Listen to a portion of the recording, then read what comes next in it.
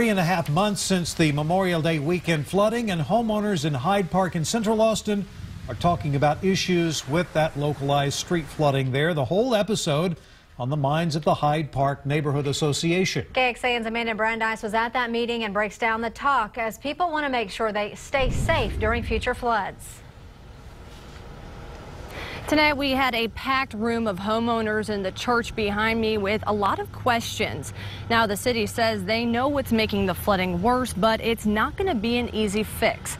Take a look again at this video from a recent flood event. It's from a Hyde Park neighbor. While some homes were spared from flooding, others were not. The city says flooding was intensified for two main reasons.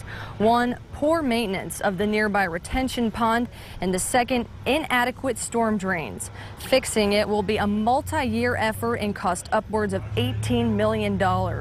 We asked what homeowners should do until that happens, and the city says preventative measures are their best bet. There's a lot of lot-to-lot drainage, so if they can prevent displacing water and pushing it to their neighbors, that would help. So there's a lot of smaller things they can do. The larger storm events, that's not much we can do about until we actually improve the system.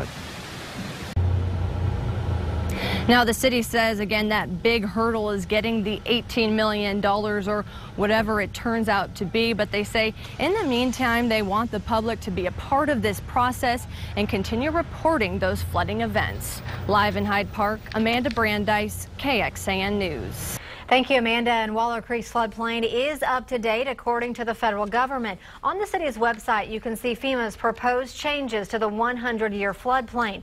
Shoal Creek, Bull and West Bull Creek, Boggy Creek, all examples of creeks that will change. Some areas have been added to the floodplain, others removed. You can check out the maps on KXAN.com.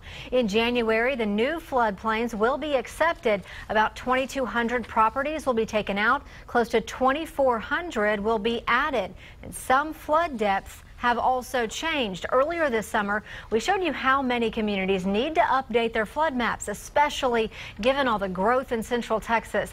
Central Austin last saw an update in 2007, Hayes County 2005, and parts of Blanco County all the way back to 1991. It's important because this could drastically change whether or not you need flood insurance. If you live in a floodplain, you have to have flood insurance through FEMA. And looking quickly at government figures for homes in a moderate to low risk flood area, cost to you could be as low as $140 a year. That's for only $8,000 to $20,000 in coverage. Higher the coverage, higher the premium. If you want a $100,000 to $250,000, you're looking at more than $400 a year.